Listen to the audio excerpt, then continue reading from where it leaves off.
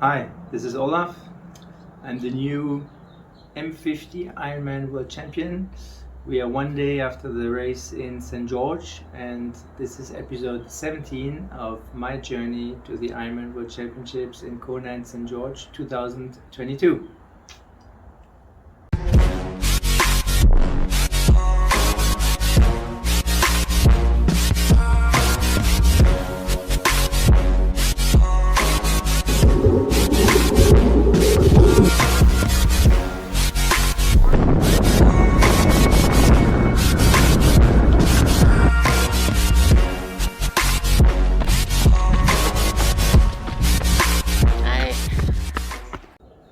So first of all, I'm still a little bit in disbelief. I was pretty able to execute the race exactly as I wanted to, and it was pretty much in line also with my prediction. Swim was a little bit faster, but I said 1 hour 105. It ended up being 59 minutes. The bike was pretty much in line. I said wouldn't be under 5 hours and rather sort of in the 5:15 range. It ended up to be 5:09, and then the run, I said 3:15, 3:20, and it ended up to be 3:20. So super happy with the execution. I had no issues with the bike. The nutrition, was really up to par, but I said I hope in ideal case, I said maybe 10 to come off the bike being between 10 and 20. I was obviously hoping, in ideal case, to be a bit better than that, and ended up being first place, and so over the moon with the first place. It still sounds a bit weird to call myself sort of Ironman world champion, but everything went according to plan, and really super happy. I feel like it's been 10 years in the making. You always need a bit of luck, and it was the case today.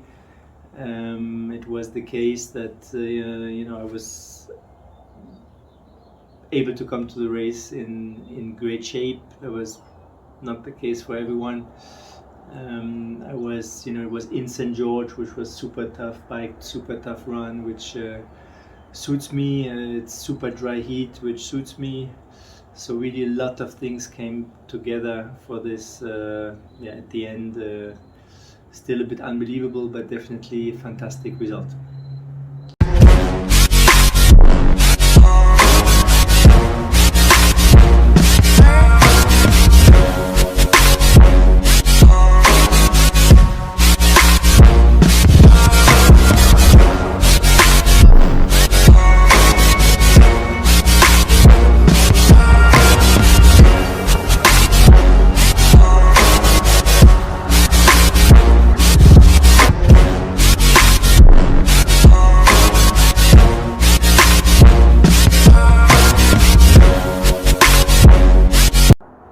Let me tell you a little bit how the day went. So as I mentioned before,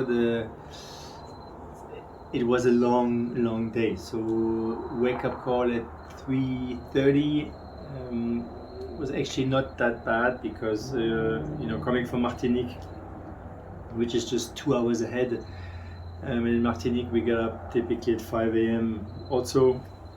So that means 3 a.m. here. We basically, I get up here between 4 and 4:30 since I arrived, so I was able to sort of keep almost the same time, and so I was able to sleep pretty early. Had a good night. Always sweating a bit the night before a race when I'm really nervous. It was the same here, and so 3:30 we were up, 4 a.m. So then typically eating a little bit of bread with honey. Going to the bathroom, several times. Preparing what's left, making sure not to forget anything, all the bottles, etc. And then we went off to at 4 a.m. To take the shuttle bus. We ended up decided to park near the near the shuttle buses that went directly to the swim start. There was also the possibility to take another shuttle bus, but that would have just have been even more complicated. And then 30 minutes or even 40 minutes transfer to the swim start. So by then it was around, we left around 4:30, so it was sort of 5:10, and the race was at 7:20, so still plenty of time. Checked the bike, the tires were still all good, so no leak, which was a relief. Put the stuff, put my 8 gels on the bike inside the little pocket on top of the frame. Put my concentrated nutrition in the aero bar, and then I had 2 more bottles, one at the front, one in the back. So that was enough sort of for 5 bottles of my drinks that I'm used to. So the bike was all set up.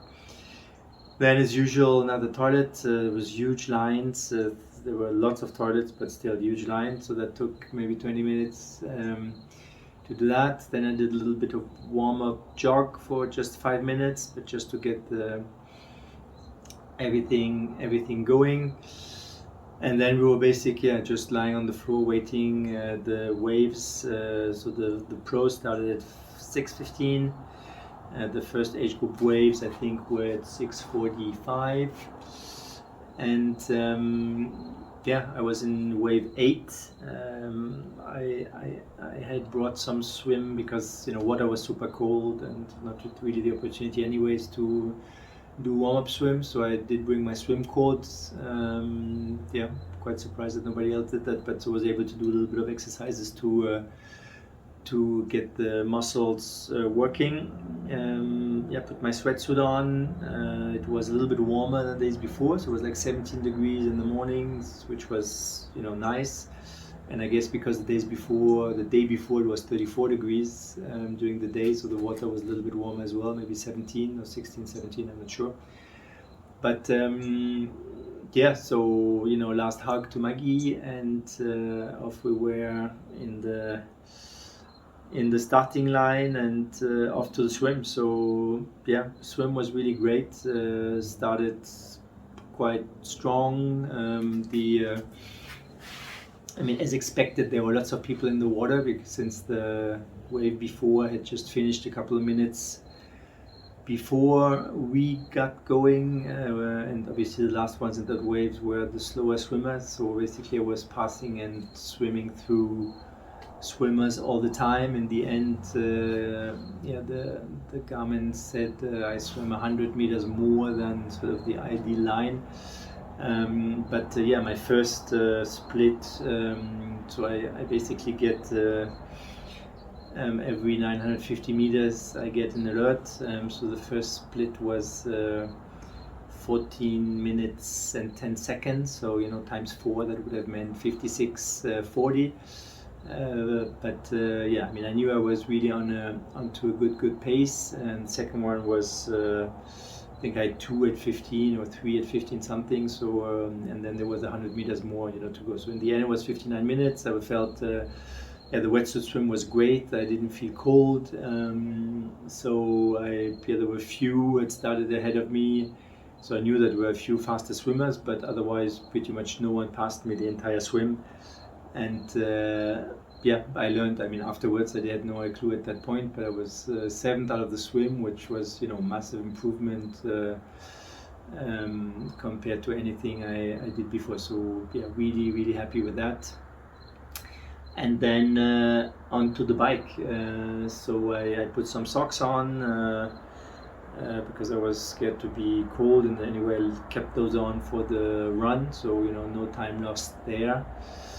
And off I was. So took a gel right away. I really paid attention to number one, not getting above 280 watts on the climbs, which as soon as you push a bit, it was going sort of over 300. So really kept it super controlled. The first hour 40 minutes was sort of rolling hills with some long ascents, a couple of descents. So that was a little bit slower than what I expected. I was hoping to do that sort of over 36 kilometers an hour, but even there was already sort of just under. But heart rate was around 134 average doing all that time. So again, super controlled overall. And then was the one big climb up to Vejo, which was sort of, I believe, was around 140 heart rate. And actually, I mean, the way that they did the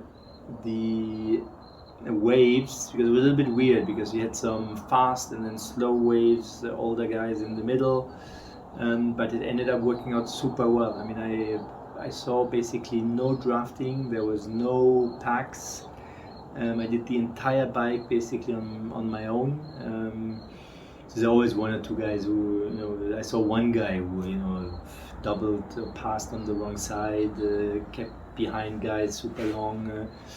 But I think he got a penalty because at one point he was gone. So actually the organization or the way that they did it worked super well. I was the entire swim on my own, I was the entire bike on my own. There was one fast guy from the age group behind me, younger, who I was able to sort of vaguely stick with for a little while, but he was too strong, so he lost me. And then there was one sharp climb at the end, which is called the wall, which was controlled, so heart rate sort of creeping up to 150 there, and then a little bit more ascents, and then the big fast descents, 80 kilometers per hour with a bit of wind, so just really sticking it, holding super tight, and going for it. So that was good fun. And then second loop and Snow Canyon, which again felt controlled, was up to same just over 150 heart rate, and then the long descent, coming into. So nobody passed me. I was super happy because I was thinking that Jalabert, if he has a good swim, he can pass me. Maybe I was hoping not before 120k, otherwise it would be quite difficult to catch on the run. And then it didn't, pass me at all. I passed one guy. I didn't see anyone from my age group. I passed one guy in the last ascent, Snow Canyon, so it was kilometer 150. And otherwise I was just with passing, only passing people in the waves that were ahead of me. And then when I came in, Maggie was exactly where we had said. She said, "Hey, you're first actually already in your age group coming off the bike." So that was a huge surprise. Obviously super happy with it. And then I was just hoping, I didn't overdo the bike and my legs will hold. And so so off on the run, we felt a little bit as usual stiff coming directly off the bike, but then changed suit from the black Ryzen suit I had on the bike to the run, to my club suit from Martinique, so it starts up with a pretty steep climb, and then it's a super long on diagonal, super long but very slight climb. And so took it really easy there. That sort of 4Ks I think is the first climb, and then long descent before the turnaround, and then again up with a really steep climb. So I saw Maggie again after sort of 8k maybe, so at the very beginning of the run she told me, okay, one guy is 1 minute behind, one guy is second one is 7 minutes behind. So I already thought, I mean, those are already big gaps, so if I can put it through, but let's wait to see how fast those guys really run compared to me. So the second split was after around 8k Maggie gave me, so that was great because I saw Maggie almost every half hour. and she was able really to give me feedback, which was really cool. After 8K, I believe it was 4 minutes and 8 or something like that. So I thought, hey, I'm running the guys behind me, I'm running faster than them, still taking it super easy, so this is looking good. And then the next place I got, it was 10 and 11 minutes, and then I started to think, Jesus, this is really possible. So keep it controlled, focus on the nutrition. I had for the first time I really had sort of 2 flasks with 2 hydrogels in it and additional salt. So this time I sort of dilute. I put the salt and put that in before. And so I had 1 with caffeine, 1 without, and I really focused on taking that in, which normally on the runs I don't like to take gels, but here I really forced myself. And I took Gatorade and some Coke on top of it at the aid station, and water. The heat was sort of 32 degrees, but it was the dry heat really didn't bother me. Training in Martinique, that I think helps massively.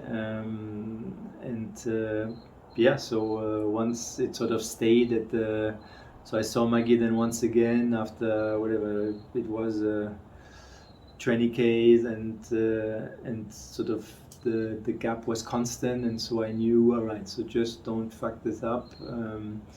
Bring it home. It became less and less likely that some crazy fast runner could come along to take 10 minutes on me. So unless I'm really starting to walk, even then would have to walk for a long time for somebody to bridge 10 minutes. So yeah, I was getting more and more excited and more also, grabbing onto the idea, hey, I can really win this, and so yes, obviously so we have basically four descents, and the last one, the pace dropped to over 5 minutes, but I thought, all right, somebody has to run a minute faster than me per K. So if I do a 5:15 on that ascent, nobody's gonna run a 4:15 in second lap, because on the first lap I was with some of the women who were on the second lap, and they were almost running the same pace as me. So I was getting more and more confident, and then the last descent, 5K. Legs felt really good. I was able to pick it up to 4:30 pace. I really didn't want to take any chances, and it just flew by, and then was the arrival. With Maggie was there, and it was just unbelievable. So super happy. The race went, entire race was super controlled. I didn't have to really sort of push to the absolute limit from a heart rate point of view, which is typically always how I have my best results.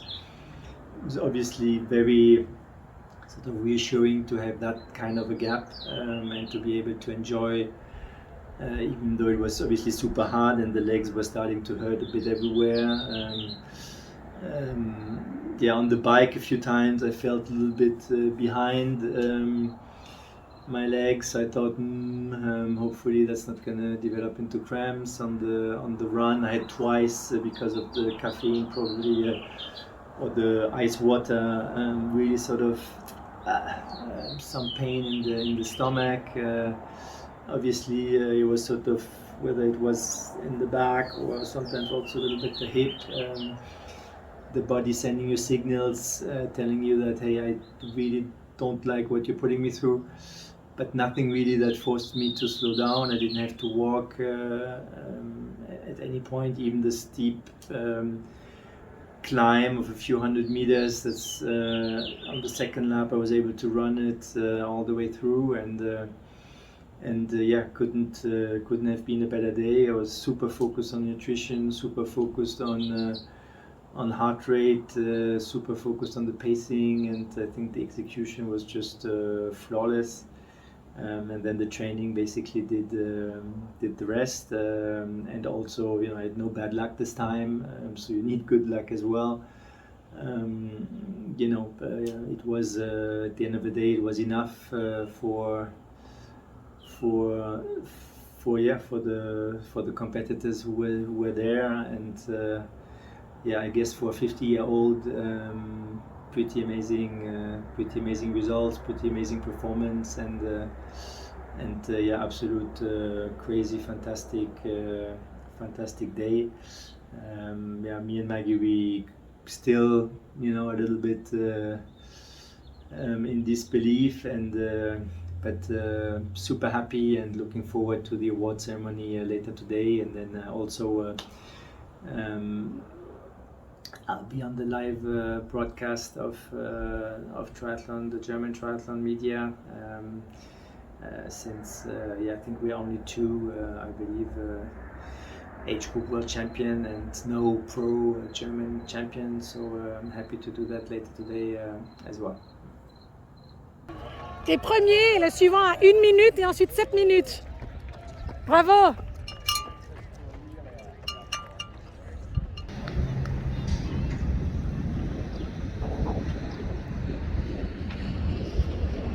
T'es premier, le deuxième à 4 minutes, j'aimerais bien troisième à 8 minutes.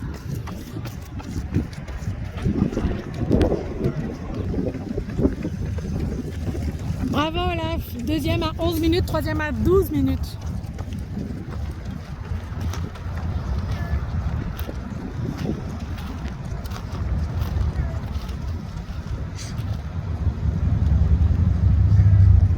Allez, je te retrouve en bas.